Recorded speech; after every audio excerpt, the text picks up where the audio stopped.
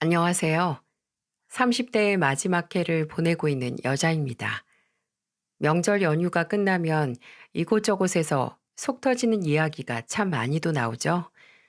몇십 년간 참다가 도저히 못 참아서 이번엔 아예 끝을 봤다. 평생 제사상 혼자 차리던 며느리가 파업 선언하니까 지들이 할 생각 안 하고 이제 와서 제사를 없앤다더라. 제사 대신 퇴마 어떠냐고 했더니 눈을 뒤집더라 등등. 분명 쉬면서 사느라 바빠서 못 만나던 가족을 만나서 즐거운 시간을 보내라고 있는 게 명절인데 왜 명절만 되면 오히려 이런 분란들이 더 일어나는지 모르겠네요.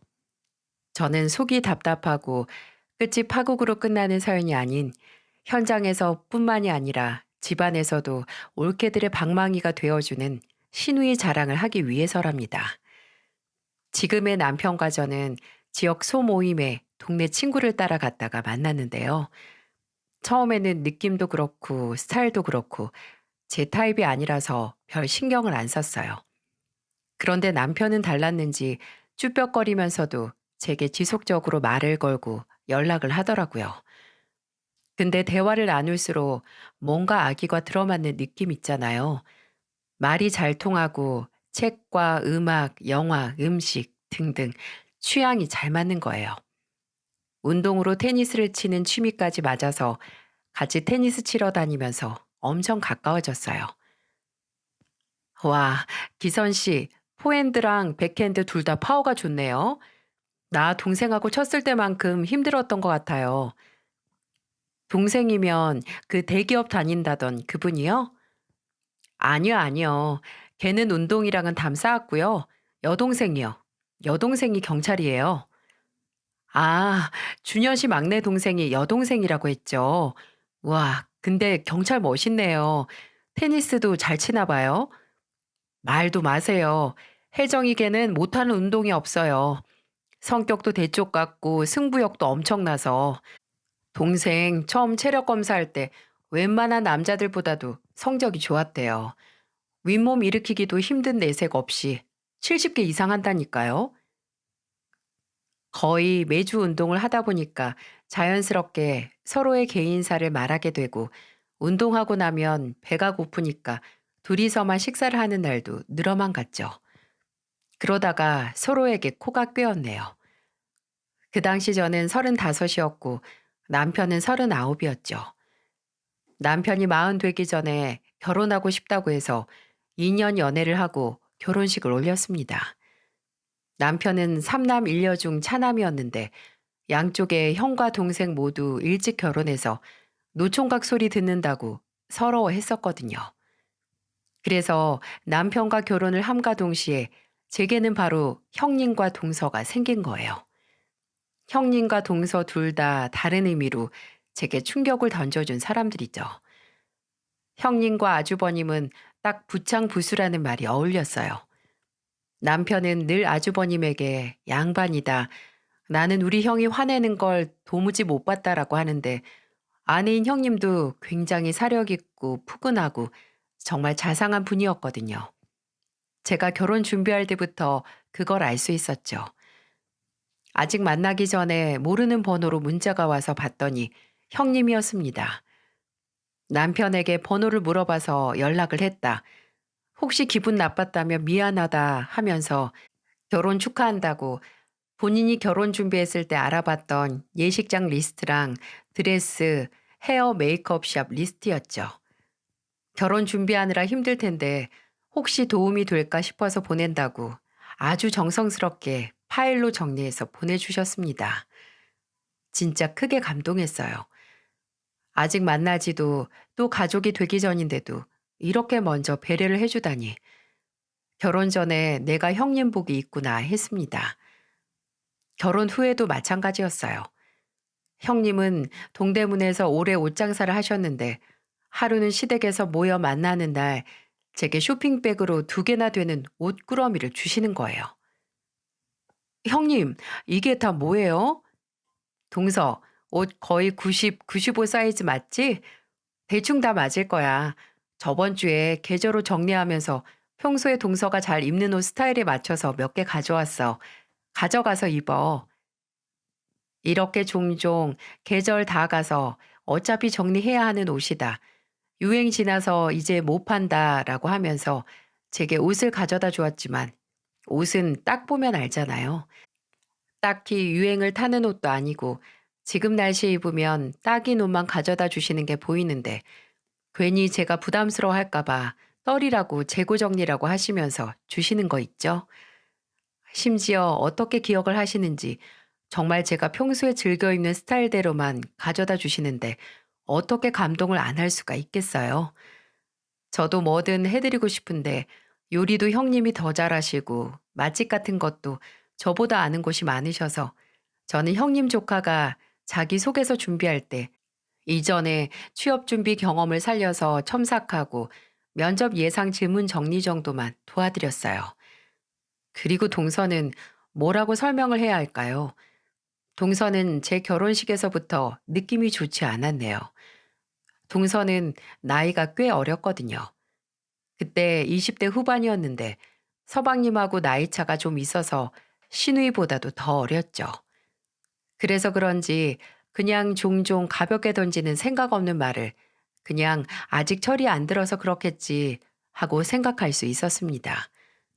근데 도저히 그럴 수준이 아니었어요. 제 결혼식 당일 신부 대기실에 앉아 있는 저를 보러 형님과 함께 들어온 동서가 처음 내뱉은 말은 이거였어요. 어머, 여기는 왜 이렇게 꽃이 적어요? 예식장이 되게 돈 아꼈네, 볼품없게. 저 딴에는 작게 말한 걸 수도 있는데, 저도 또 제 뒤에 서 있는 예식 도우미도 분명히 들었습니다. 아니, 대체 왜, 아무리 본인이 보기에 장식감 꽃이 적을 수 있지만, 좋은 날 꼭 당사자 앞에서 그런 소리를 해야 했을까요? 그나마 형님이 그런 동서를 한번 툭 치더니 한 소리를 해주셨어요. 어차피 우리 둘째 동서가 예뻐서 꽃은 눈에도 안 들어와. 근데 동서는 그 말을 듣고도 입을 멈추지 않더라고요. 제가 결혼식 드레스를 A라인이 아니라 몸이 좀 붙는 머메이드 라인으로 했거든요. 근데 동서가 제 옆에 같이 앉아서 사진을 찍고 나서 제 드레스를 훑더니 그러더군요. 근데 형님, 드레스 왜 그걸로 했어요? 차라리 좀 퍼지는 걸로 하지. 그렇게 붙는 걸 입으니까 제대로 숨도 못 쉬잖아요. 방금 형님 옆에 앉아 있었는데 형님 숨소리 무슨 동물 소리 같았네요. 정말? 아유, 내가 괜한 욕심을 부렸나 봐요. 나도 내 주제나 알고 동서처럼 펑퍼짐한 원피스 입을 걸. 아시겠죠? 무례함과 생각 없음을 솔직함과 장난으로 억지로 포장을 하는 타입의 사람. 같이 몇 분만 있어도 기가 빨리고 짜증나는 사람이었어요. 제가 사람 외모나 체형으로 금매기고 괜히 트집 잡는 걸 제일 싫어하는 사람인데 정말 동서는 저한테 그러면 안 됩니다. 저랑 동서랑 키는 비슷한데 몸무게는 눈으로만 봐도 8에서 10kg는 더 넘게 차이나 보이거든요. 물론 제가 더 가까운 편이고요. 저도 날씬한 것도 아니고 적정한 평균 몸무게지만 과체중인 동서에게 살까지도 시비가 걸리니까 머리가 어질어질 하더군요. 그 후에도 본식 끝나고 식당에서 식사하는 분들께 인사를 드리고 있는데 굳이 지나가는 저와 남편을 붙잡더니 여기 식장한테 식대 환불받으라고 이래가지고 3만 원 축의금 낸 사람도 돈 아깝게 생각하겠다고 음식 퀄러티가 영 별로라는 말을 해서 사람 속을 뒤집었죠. 제가 뒤돌아서 남편에게 입모양으로 대체 왜 저러는 거야? 라고 눈을 부라리니까 남편은 곤란하다는 듯이 웃으면서 제 등을 토닥이고 말했습니다. 원래 저런다고요.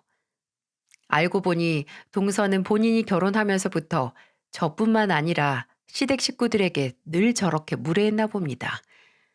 결혼식이 끝나고 신혼여행에 갔을 때 결혼식에서 당한 게 분이 안 풀린 제게 동서에 대한 얘기는 물론 저녁 식사 후 안주거리였네요.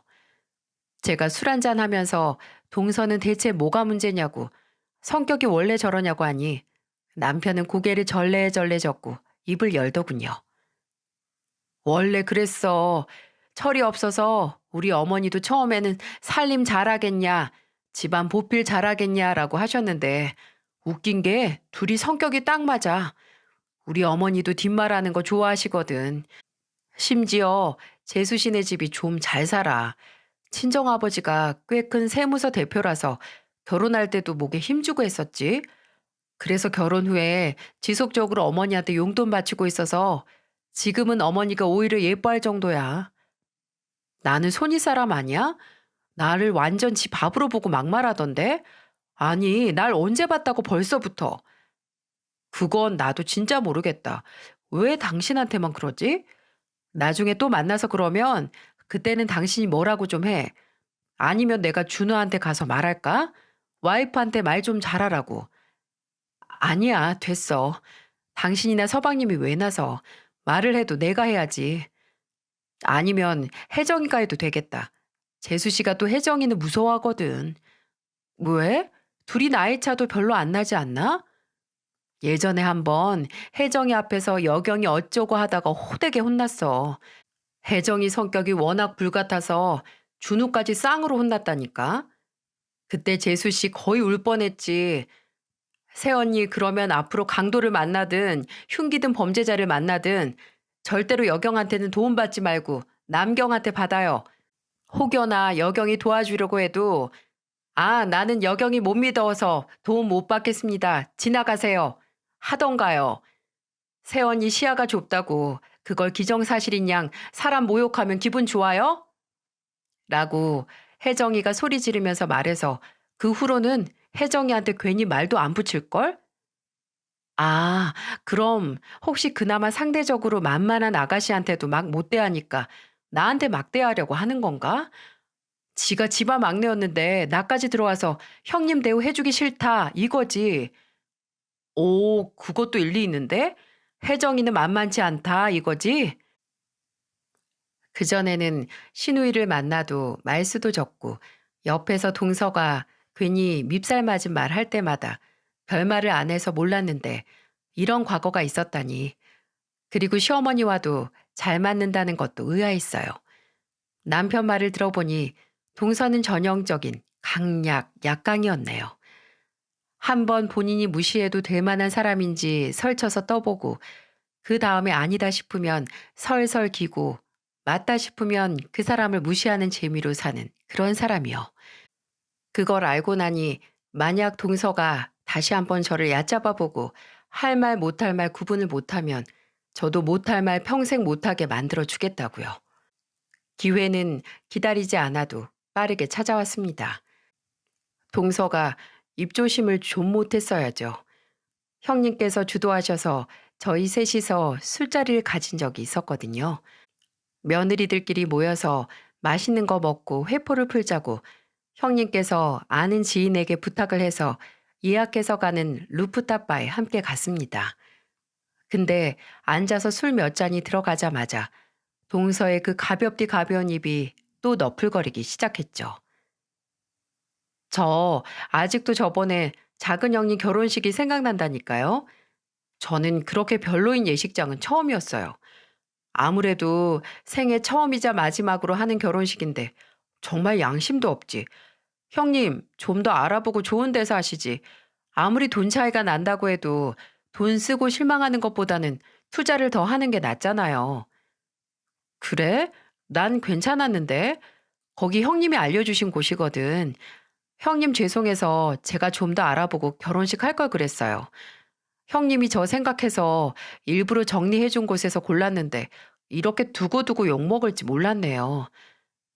아니야, 둘째 동서가 미안할 게 어딨어. 그냥 내가 거길 리스트에서 뺄걸. 근데 우리 셋째 동서가 이렇게 결혼식에 진심인 줄 몰랐네. 아직도 그 소리를 하고. 그러게요. 우리 동서 나중에 두 번째 결혼식은 진짜 으리으리한 곳에서 해야겠다.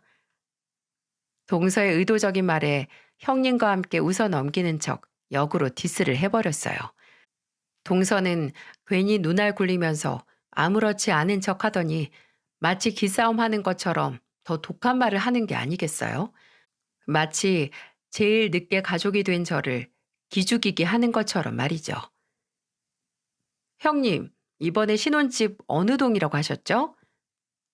땡땡동. 나랑 남편 회사에서 제일 중간 지점이더라고. 거기 살기 좋지. 잘했다, 동서. 아파트라고 하셨죠? 작가면 진짜 무리하셨네요. 아파트 아닌데? 우리 빌라야. 빌라요? 빌라면 공동 현관도 없고 경비실 같은 것도 없어서 너무 무섭지 않아요? 누가 따라 들어오면 어떻게 해요? 동서, 공동 현관도 있고 24시간 경비 상주하는 아파트에서도 범죄는 일어나. 그래도 빈도수가 다르죠. 원래 안전도 다 돈 주고 사는 시대인데. 아유, 전 돈을 더 쓰면 더 썼지. 빌라에선 못 살아요.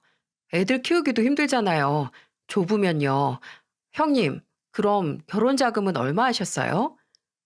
동서 진짜 나한테 궁금한 거 많다. 나 진짜 많이 좋아하나 봐. 그냥 궁금해서 그러죠.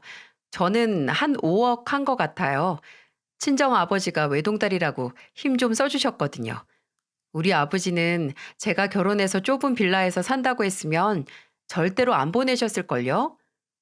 어머, 동서는 아버지가 보내줘야 결혼하는 거야? 나는 그냥 나 스스로 하고 싶은 사람이랑 한다고 결정해서 한 건데. 그렇구나. 동서는 누가 보내줘야 하는구나. 아니, 그게 아니고, 그냥 저희 아버지 마음이 그랬다는 거죠.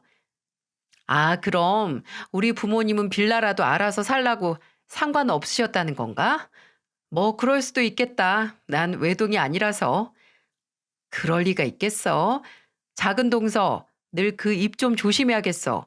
이게 뭐야. 만나서 술 먹으면서 재밌게 놀자고 불렀더니 흥 다 깨졌잖아. 돈이 얼마가 있든 결혼한다고 얼마를 가져왔든 남 배려하고 할 말 구분하는 입은 그 돈으로도 못 사는 거야. 그냥 그만 말하고 치킨이나 먹어. 제가 굳이 성을 내거나 반박하지 않아도 적당히 받아치면 옆에서 형님이 손윗사람으로서 동서를 꾸중하시더군요. 본인보다 늦게 들어온 제가 아니라 먼저 가족이 됐고 심지어 나이도 거의 10살은 많은 형님이 하는 말에는 지도 말대꾸를 하면 안 되는 걸 아나 봅니다.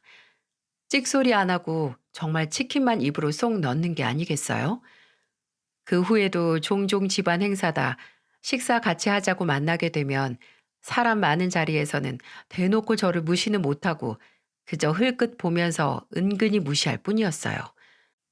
저는 그냥 인사만 하고 있는 둥 없는 둥 하고 그래도 동서가 집안에서 시누이를 제외하고서 막내라고 식사를 하면 수저를 놓거나 물을 따라서 주는데 제 것만 쏙 빼는 거 아세요?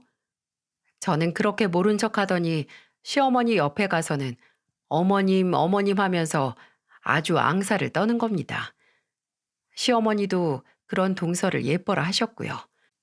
대체 저 좋게 봐주려고 해도 좋게 봐줄 수 없는 동서를 어떻게 시어머니께서는 본질을 보지도 못하시고 그렇게 예뻐하시는 걸까 싶었네요. 아무리 용돈을 많이 준다고 해도 말입니다. 근데 결혼 후에 시간이 흐르면서 남편이 했던 말이 무슨 의미인지 알 수 있었어요. 왜 그 둘이서 죽이 잘 맞는지 알게 된 거죠. 시아버지께서는 용달차 이삿짐 센터를 운영하셨는데 직원 수는 적었지만 24시간 시간 제약 없는 연중 무휴의 서비스로 꽤 평판이 좋았답니다. 시아버지께서도 묵묵하고 성실히 일하시는 분이었고요. 시아버지께서는 고객에게 받는 식대로 배달을 시켜 드시지 않고 시어머니께 용돈 겸 더 돈을 주신 다음에 도시락을 싸서 다니시거든요. 직원들도 지겹게 배달 음식 안 먹고 든든한 집밥 먹어서 좋고 시어머니께서도 목돈벌이 한다고 좋아하셨죠. 근데 한 번은 손목을 다치셔서 제게 도움을 청하셨습니다. 장 보는 것만 봐달라고 말이죠. 그날은 저도 야근 없이 퇴근한 날이라서 시댁에 가서 시어머니를 모시고 동네에 있는 마트로 향했습니다. 근데 저는 그날 시어머니에게서 진한 동서의 향기를 맡을 수 있었어요. 예, 저기 저 야채 코너에 있는 아줌마 보이니? 내가 동네 미장원에서 들었는데 이번에 남편이 바람나서 황혼 이혼을 한다더라. 아유, 내 그럴 줄 알았지. 그 인간이 나한테도 추궁거린 적이 있거든. 아, 그래요? 근데 어머님, 그렇게 크게 말씀하셔도 돼요? 누가 들을 수도 있고, 그냥 안 하시는 게 나을 것 같은데. 내가 뭐 없는 얘기하는 것도 아닌데 뭘. 아유, 어머, 어머, 저 옆편에 오랜만이다. 기선아, 저기 오렌지 옆에 있는 아가씨 보이지?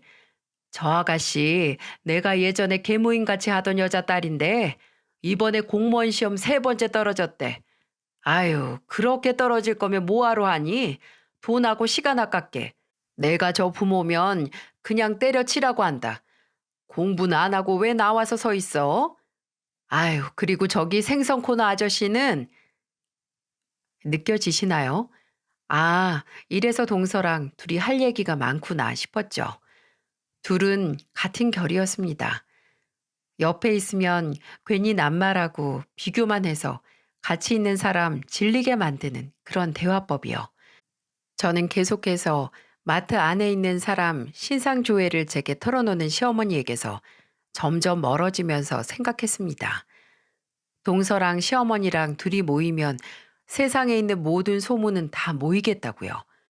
나중에 형님에게서 들은 건데 이 문제로 시어머니께서 동네에서 왕따가 되신 적도 있다네요. 여기저기 얘기를 꿀벌 마냥 옮기고 다녔는데 나중에 알고 보니 그게 사실 확인도 안 된 소문이었고 시어머니가 신나게 말하고 다닌 게 탄로 나서 몇 달을 다니던 슈퍼나 미용실, 목욕탕도 못 다니셨다고요. 그러다가 집안에 동서가 들어온 후에 다시 신나게 동네를 누비면서 똑같이 소문을 나르는 꿀벌이 됐다고 해요. 남 말하기 좋아하는 동서에게서 이런 얘기 저런 얘기 듣고 또 그거 옮기고 또 동서에게 용돈도 50만 원씩 두둑이 받아서 동네 아줌마들 사이에서 커피값 내고 밥값 내면서 민심을 다시 찾았다고 합니다. 그래서 동서를 더 예뻐하신대요. 아마 동서는 그런 시어머니를 믿고 형님인 저를 무시하는 걸 수도 있겠다 싶더군요. 그런 동서가 참 어이가 없으면서도 꼴보기 싫기도 했지만 또 가족들 다 있는 자리에서도 그나마 대놓고 저를 무시하는 말을 하진 않으니 그나마 참을만 했습니다. 같이 사는 것도 아닌데 만나면 얼마나 만났겠어요? 종종 형님도 저 대신 혼내주시고 남편이나 시아버지가 제 편을 들어주시니 참을만 했네요. 서방님도 경우 없는 사람이 아니라서 늘 동서에게 왜 괜히 형수님한테 그래? 관심 받고 싶어서 그래? 라고 핀잔을 주기도 했고요. 어쩌면 동서의 이유도 모르는 저에 대한 미움은 가족들이 제 편을 들어서 날이 갈수록 심해졌을 수도 있겠네요. 그렇게 결혼 후에 2년 정도 저도 동서처럼 동서를 없는 사람인 것처럼 남처럼 대했습니다. 제게 시비를 걸면 맞받아치고요. 근데 그나마 어른들 앞에서는 조용했던 편이던 동서가 그 입으로 천냥을 갚는 게 아니라 천냥 빚을 지고 아예 건너면 안 되는 강까지 건너는 사건이 터지고야 말았네요. 그 사건의 계기는 바로 남편의 퇴사였어요. 아니, 엄밀히 말하면 퇴사가 아니라 의도치 않게 퇴직할 수밖에 없던 거죠. 남편은 중소기업에서 일을 했었는데 회사가 몇 년 동안 재정난을 겪었답니다. 그래서 사원수도 줄이고 남편도 줄어든 사원수만큼 일을 하느라 몇 달 동안 야근을 안 한 날이 없을 정도였죠. 근데 하루아침에 회사가 사라지고 말았습니다. 대표가 잠적했고 심지어 회사가 부도난 걸 숨기기까지 해서 수십 명의 사원들이 백수신세가 된 겁니다. 저희 남편을 포함해서요. 그나마 직원들이 모여서 노동청에 임금 체불 진정 제기를 해서 소정의 퇴직금은 받을 수 있었습니다. 그것도 거의 반년이 걸렸지만 없는 것보다는 나았어요. 남편은 그동안 재취업 준비를 했지만 그 당시 과장이었던 남편의 나이를 고려했을 때 그만한 자리로 취업은 아무래도 힘들더라고요. 취업을 하려면 날고 기는 젊은 면접자들 틈에서 몸값과 눈높이를 반토막 내야 하는데 그럴 수는 없었죠. 그래서 남편은 받은 퇴직금을 보태서 프랜차이즈 감자탕집을 개업했어요. 남편이 회사에 다녔을 때 그 프랜차이즈 본사와 프로젝트를 한 적이 있었거든요. 그 당시 종종 연락을 하던 그 본사 직원에게 정보를 얻어서 개업까지 하게 됐어요. 지금까지의 경력을 물 경력으로 만들 바에는 차라리 새로운 일에 뛰어드는 게 훨씬 낫겠다 싶었던 거죠. 처음 1년은 장사가 잘 됐습니다. 근처에 대학교도 있고 기업체도 있어서 고정된 손님이 많았거든요. 근데 그것도 그저 짧은 운빨이었는지 오래 가진 못했습니다. 나쁜 상황이 겹쳐서 치명상이 된 거죠. 근처 5분 거리에 다른 상호의 감자탕 집이 들어와서 손님이 분산됐고, 심지어 시국이 시국인지라 원래 나야 하는 매출의 3분의 1밖에 나지 않는 게 일상이 되어버렸어요. 임신을 준비 중이던 저와 남편은 갑자기 기울어지는 가게에 그 계획도 보류했습니다. 한 달, 두 달, 석 달. 그렇게 제대로 된 매출이 나오지 않는데 집 살 때, 가게 낼 때 받은 대출 이자랑 원금은 매달 나가고 고정적인 생활비는 모두 제 월급 하나로 버티는 날이 늘어만 갔어요. 버는 것보다 나가는 게 많으니 통장과 가슴에 구멍만 커져갔죠. 그러다가 남편이 안 되겠는지 어느 날 제게 이런 말을 꺼내더군요. 여보, 준우한테 돈을 좀 빌릴까? 다른 데서 대출 받을 수도 없고 차라리 가족한테 빌리는 게 낫지 않을까 싶어서. 저번에 준우랑 술 한잔 하면서 술김에 요즘 너무 힘들다고 했더니 나한테 괜한 데서 돈 빌리지 말고 지한테 빌리라고 하더라. 원래 남편은 형제들과 우애가 참 좋았어요. 서로 스스럼 없이 평소에도 친구처럼 연락도 자주 했거든요.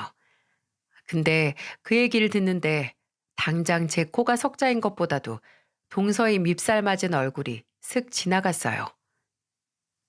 동서가 괜찮다고 했대? 그건 모르겠어. 근데 지가 결혼 전부터 모은 돈 있다고 어차피 묶어둔 목돈이라고 부담 갖지 말라는데 5천만 원까지 줄 수 있다고 하더라. 그래도 마음에 좀 걸리는데 서방님이야 걱정 없지만 괜히 나중에 동서한테 한 소리 들을까 봐. 그래, 당신이 지금 무슨 걱정하는지 이해도 가고 알겠는데 그래도 매일 이렇게 돈 걱정하는 것보단 급한 불부터 끄고 마음 편하게 나중에 상황 좋아지면 마음 편하게 갚는 게 낫지 않을까? 순간 정말 벼랑 끝에 내몰린 상황에서 괜히 동서에게 약점 잡힐까 내 자존심 걱정부터 한 제가 너무 한심하더라고요. 남편은 당장 다음 달부터 혹시라도 본사에서 식자재 값을 올리거나 건물 월세가 오르면 정말 답이 없다고 걱정하는데 난 괜한 걱정만 하는구나 싶어서 제 얼굴이 다 화끈거렸죠. 우리 가족이 사는 게 제일 우선이니 그래, 만약 약점을 잡힌다고 해도 어쩔 수 없다는 마음을 먹고 남편에게 그러자고 했네요. 남편은 제게 미안하니까 서방님에게 혼자 말한다고 했고요. 저는 서방님에게 돈을 빌려달라고 말하는 남편의 옆에 있는데 남편이 한동안 서방님하고 말을 하다가 어처구니가 없다는 것처럼 피식하고 웃는 겁니다. 네네. 아닙니다. 당연히 갚아야죠. 네네. 네? 아, 네, 그러겠습니다. 어? 아니야, 아니야. 괜찮아. 고맙다, 준우야. 진짜 네 덕분에 살았어. 확인할게. 고마워. 들어가. 왜 갑자기 웃었어? 서방님이 뭐래?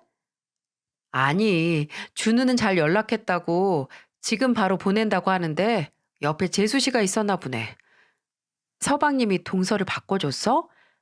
아니, 옆에서 듣다가 나 들으라고 말했어. 고생한다고.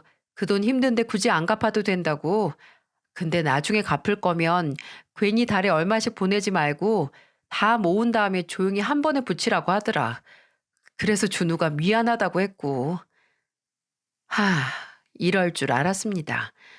평소 저희 집 돈 없는 걸 굳이 어떻게 해서든 콕 집어서 저를 무시하더니 좋은 건수 하나 잡았다 하겠죠.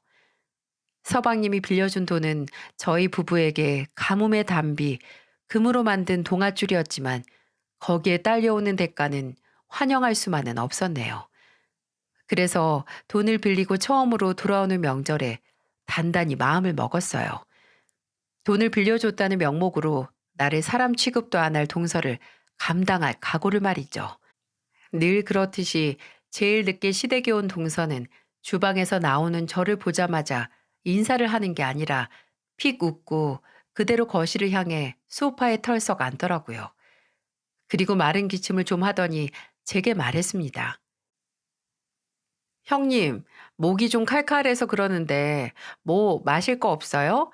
주방 근처에 계시니까 좀 가져다 주세요. 마치 애교처럼 콧소리까지 섞어서 말하는 동서를 보면서 아, 오자마자 시작하는구나 싶었죠. 그나마 다른 가족들은 상 피고 주방에서 음식 나르느라 바빠서 못 들었는지 모르지만 저는 똑똑히 들었어요. 그때 솔직히 이걸 갖다 줘야 돼, 말아야 해, 했습니다. 가족끼리 마실 거 가져다 줄 수 있죠. 제가 냉장고 앞에 있기도 했고요. 근데 그 의도가 다분히 뻔하잖아요. 너 우리한테 돈 빌렸지? 채무자면 채무자처럼 굴어. 이거잖아요. 하, 저는 이 정도는 그냥 넘어가자 싶어서 냉장고를 열어서 보이는 음료수 한 병을 가져다 줬습니다. 동서는 제게 고맙다는 말 없이 그냥 그 음료수를 따서 마시면서 기분이 좋다는 듯 발목을 까딱까딱 거리더라고요. 그 모습을 보다 그대로 돌아서 다시 주방으로 들어갔는데 신우이와 눈이 딱 마주쳤습니다. 새언니, 왜 저 사람이 새언니를 시켜 먹어요? 시켜 먹긴요. 그냥 제가 냉장고 앞에서 있어서 그랬겠죠. 원래 저러잖아요. 신우이는 아직도 동서에게 예전 감정이 안 풀렸는지 저 사람이라고 칭하더군요. 그걸 들으니까 조금 마음이 풀렸네요. 아무튼 그때는 저희가 서방님네 돈을 빌렸다는 걸 다른 가족들이 몰랐거든요.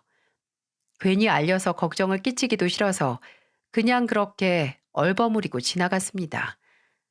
그 후에도 동서는 살살 제 신경을 긁었어요. 뭐, 원래 동서가 제 신경을 긁지 않은 적이 없었지만 이번에는 달랐습니다. 가족들 앞에서 특히 시부모님 앞에서도 대놓고 제게 5분에 한 번씩 시비를 거는 게 아니겠어요? 형님, 이거 너무 짜요. 밥을 고봉으로 떠서 먹어도 짜겠네. 계란 좀 더 풀어요. 아우, 이거 고기 누가 구웠어요? 누가 소고기를 이렇게 익혀? 이거 형님이죠? 형님, 이 가방 형님 거죠? 이거 명품 브랜드 카피인데 모르고 산 거예요? 아니면 알고 사신 거예요? 아주 신이 난 것 같았습니다. 그나마 가족들 눈치 보고 매번 제가 역으로 반박을 해서 못하던 시비, 오늘 날 잡았다고 다 터는 것 같았어요. 지 남편이 돈 빌려줬다는 명목으로 말이죠. 제가 돈 빌린 입장이니 이 뻥끗도 못하겠지 싶어서 폭주를 하는 게 눈에 다 보였네요. 근데 정말 돈의 무게가 뭔지 빌린 5천만 원이 정말 제 입을 딱 막는 것 같았어요. 무슨 죄를 지은 것도 아니고 동서의 돈을 빌린 것도 아닌데 말이죠. 평소 같았으면 저도 아니면 남편이라도 뭐 맡겨놨나, 짜면 알아서 밥 더 먹어라, 동서가 해 먹어라, 명품 백이라도 하나 사주고 창피를 주던지 해라, 이렇게 말을 했을 텐데 저도 남편도 그냥 말도 없이 못 들은 척 무시만 했어요. 남편이 제게 잠깐 들어가서 쉬라고 본인이 하라고 했지만 그냥 괜찮다고 버텼습니다. 오히려 거기에서 자리를 뜨면 더 진 기분일 것 같아서요. 그러다가 진짜 사건은 가족끼리 식사를 다 하고 술 한 잔씩 하면서 일어났네요. 시부모님과 형님네, 저희 부부와 동서네, 그리고 시누이 모두 거실에서 배부르게 먹은 뒤에 술을 먹으면서 서로 이런저런 얘기를 하던 중이었어요. 음식도 점점 거덜이 나서 뭐 먹을 거 없나, 라면이라도 끓여올까 말이 나오던 참이었어요. 근데 그때 소고기 뭇국에 넣어 먹고 남은 당면이 생각나더라고요. 아, 당면 삶은 거 남았는데 잡채할까요? 나물하고 소고기 남은 거 넣고 그냥 볶기만 하면 되는데. 아, 잡채 진짜 좋아. 형님 아이디어 좋네요. 빨리, 빨리 움직여요. 당신 오늘 왜 이렇게 신났어? 찬물 먹고 정신 좀 차려. 맞아. 막내 동서 너무 신났다. 술 이제 그만 먹어야겠어요. 신나서 술이 많이 들어간 건지 아니면 취한 척 저를 막대하는 건지 모를 동서가 잡채 소리를 듣고 신이 나서 제게 손짓까지 해가면서 빨리 주방으로 들어가라고 하는 게 아니겠어요? 저는 그 꼴을 못 본 척하고 주방으로 들어갔습니다. 주방에서 후딱 잡채를 만드는데 거실에서 이래저래 신나서 커진 동서의 목소리가 간간히 들려왔네요. 제가 남은 당면으로 간단하게 잡채를 만들어서 밖으로 나가니까 제가 식탁에 잡채를 내려놓기도 전에 동서가 젓가락을 들이밀어 한 움큼 가져가서 입안으로 넣었습니다. 그리고 아우 이게 뭐야? 간이 뭐 이래? 형님, 지금 저 당해보라고 일부러 이런 거예요? 이렇게 짠 걸 어떻게 먹어? 염분 많은 음식 먹으면 몸 팅팅 붓는 거 몰라요? 진짜 술 때문이든 하루 종일 제게 마음대로 시비를 거느라 신이 나서든 정신이 나갔나 싶었어요. 제정신이 아닌 것 같았죠. 동서가 한 입 먹고 뱉은 잡채는 일부분이 아직 그릇을 잡고 있던 제 손목에 떨어졌고 저는 그릇을 놓자마자 놀라서 손목을 털어냈죠. 술이 들어가서 얼굴은 빨개졌고 풀린 눈을 치켜뜨고 저를 노려보는데 속으로 와, 한 대 치겠네 했어요. 동서의 그런 아나무인한 행동에 경악을 한 건 저뿐만이 아니라 모든 가족이 다 마찬가지였어요. 당신 미쳤어? 아니, 내가 뭘? 당신이 먹어봐. 이건 사람 먹이려고 만든 거야. 내가 잡채 좋다고 하니까 일부러 이렇게 만든 거라고. 형님 어디 말 한번 해보세요. 아니, 내가 돈도 빌려줬는데 이래도 되는 거예요? 아니면 괜히 돈 빌렸다고 자존심 상해서 그러는 거예요? 피해 의식이야, 뭐야? 진짜 왜 그래? 형수님, 죄송해요. 이 사람이 지금 너무 취해서. 아니, 아무리 취해도 그렇지. 만들어 온 사람 무안하라고 일부러 그런 거 아니에요? 막내 동서, 오늘 정말 왜 이래? 그리고 돈 얘긴 또 뭐야? 애가 좀 취해서 그럴 수도 있지 뭐. 뭘 그렇게 잡들이를 해. 얘 준우야, 너 정윤이 데리고 방에 눕혀라. 오늘 자고 가야겠네. 어머니, 그래도 이건 아니죠. 재수 씨, 오늘 하루 종일 너무한 거 아니에요? 제가 준우한테 돈을 빌렸어도 그건 준우랑 저 문제지. 재수 씨가 이 사람 개무시하고 모욕할 수 있는 건 아니죠. 아, 형, 내가 사과할게. 정말 미안해. 아, 당신이 왜 사과해? 아주버님, 그게 왜 제 남편 돈만 돼요? 부부면 경제 공동체인데 왜 그게 내 돈이 아닌 건데요? 아니, 그리고 형님도 그렇고 작은 아주버님도 그렇고 돈을 빌려갔으면 그렇게 큰 소리 치면 안 되죠. 이래서 돈 없는 사람들한테 괜히 친절을 아, 아우, 아우 이게 뭐야? 이거 못나? 꼬인 혀로 신나게 가족들 앞에서 저와 남편을 모욕하던 동서는 한순간 비명을 질렀습니다. 바로 조용히 앉아있던 시누이가 벌떡 일어나서 동서의 머리채를 잡았기 때문이었죠. 혜정아, 야, 야, 너 이거 못나? 아, 머리 다 뽑혀. 그래, 뽑히는 김에 그 썩어 빠진 뇌도 같이 뽑히면 좋겠다. 제대로 된 생각도 못하는 그 뇌 있어서 뭐하니? 그리고 몸이 팅팅 부어? 넌 짠 걸 안 먹어도 이미 부어있는 몸뚱이야. 지금 누굴 탓해? 너 지금 돈 때문에 우리 오빠랑 새언니, 아니, 우리 집 전체를 아예 무시한 거야. 알아? 내가 언제 그랬어? 우리 집을 안 무시했으면 감히 우리 부모님 앞에서 이런 추태 못 보이지. 입에 있는 음식을 뱉어? 그게 어디서 배운 버리장머리야? 내가 너 분명히 경고했지. 사람 모욕하지 말라고. 돈 없는 사람? 차라리 돈이 없는 게 낫지. 너처럼 배운 거 없고 예의도 기본도 모르는 것보단 너 네가 뱉은 잡채 당장 주워서 입에 도로 넣어. 예, 혜정아. 놓고 말해 놓고. 엄마 가만히 있어요. 야, 너 빨리 못 줘? 그리고 줍고 세연이랑 오빠한테도 사과해.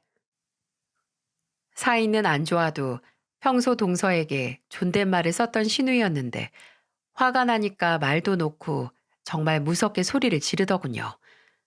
동서가 술이 싹 깬 눈물 그렁그렁한 눈으로 앞에 본인이 뱉은 잡채를 보고만 있자 시어머니가 휴지를 가져오더니 먼저 주우려고 하셨어요. 엄마, 냅두라니까요?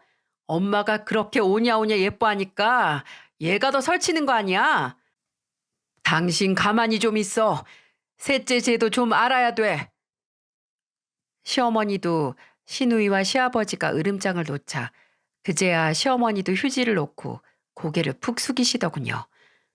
하나 남은 제 편도 아무 힘이 없다는 걸 안 동서가 우물쭈물 거리더니 이내 손을 벌벌 떠면서 뱉은 잡채를 주워 지 앞접시로 가져갔습니다.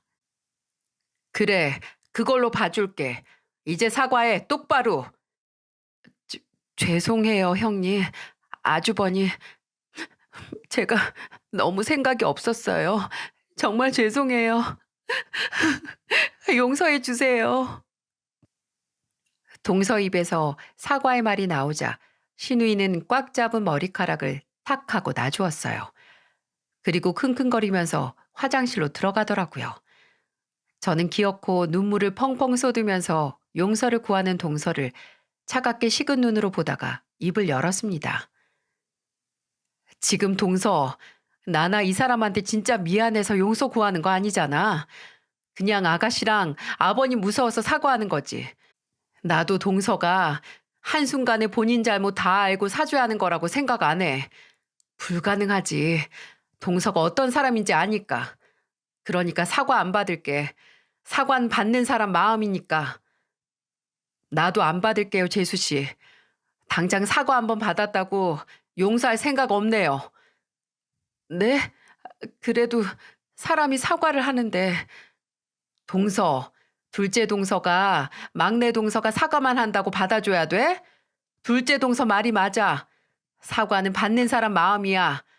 진짜 미안하고 용서를 받고 싶으면 앞으로 잘해야지. 형님, 그래도 그래도가 어딨어? 셋째 너 앞으로 네 형님한테 잘해. 첫째 말대로 진짜 사죄를 할 거면 앞으로 잘하는 게 맞지. 너 지금 그냥 이 상황만 모면하라고 사과한 거야. 어? 그런 거야? 가족들 모두 동서에게 한마디씩 하고 마지막에는 시아버지까지 불효령을 내자 동서는 그저 고개만 푹 숙이고 큼직한 눈물만 뚝뚝 흘렸네요. 서방님은 다시 한번 저와 남편에게 사과를 하고 그날은 먼저 시댁을 떠났고요.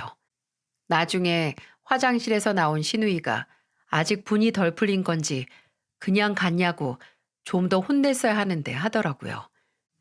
이미 집안 분위기가 다 가라앉아서 상을 정리하는데 제가 옆에 있던 신우이에게 작게 고맙다고 했거든요.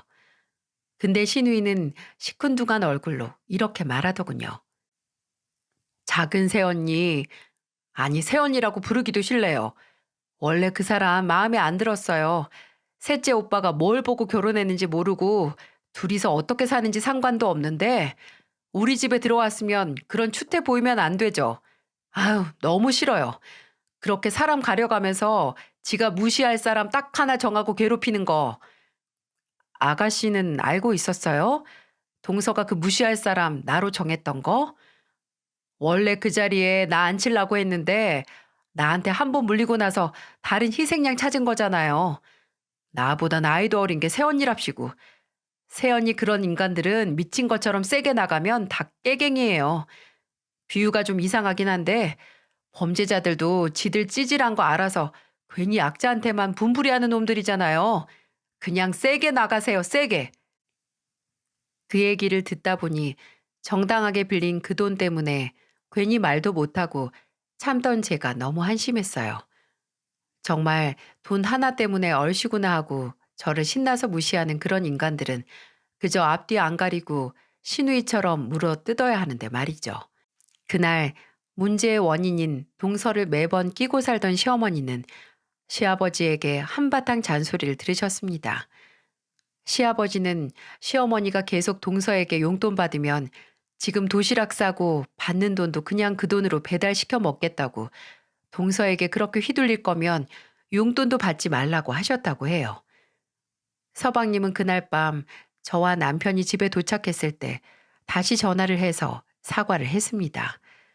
남편에게도 볼 면목이 없다고, 이러려고 돈 빌려준 게 아닌데 정말 미안하다고 했고, 제게도 동서에게 다시 한번 형수님을 무시하거나 기분 나쁘게 하는 말 한 번이라도 한다면 그냥 바로 이혼이라고 일러뒀다고 하면서 정말 죄송하다고 하더군요. 솔직히 서방님이 무슨 잘못이 있겠어요? 저나 남편보다는 앞으로 계속 그런 동서와 살아야 하는 서방님이 더 걱정이죠. 서방님은 조만간 동서가 직접 제게 찾아가서 사과를 다시 한번 할 거라고, 그때 보고 형수님께서 용서를 할지 말지 결정을 하라고 했습니다. 아직 얼마 안 됐으니 사과는 안 온 상태이고요. 뭐 사과할 게 한 트럭쯤 되니 정리하는 데 시간이 걸리겠죠. 그리고 만약 끝까지 사과를 안 하러 온다고 해도 상관없습니다. 어차피 가족들은 시어머니를 제외하면 모두 제 편이고, 시어머니조차 동서에게서 마음이 뜰지도 모르니까요. 아마 계속해서 시댁 가족과 만나고 살 거라면 언젠가는 진심으로 제게 사과를 하러 오겠죠. 아직 그 사과를 듣고 어떻게 할지 생각은 해보지 않았지만 직접 그 사과를 듣고 제 마음이 가는 대로 하려고요. 누구든 회개는 할 기회가 필요한 거 아니겠어요? 저의 따끈따끈한 명절 이야기를 들어주셔서 감사합니다. 여러분 모두 명절 음식 맛있게 드시고, 명절날 받은 스트레스는 연휴가 끝나면서 모두 없었던 일처럼 깨끗이 사라지길 바랍니다.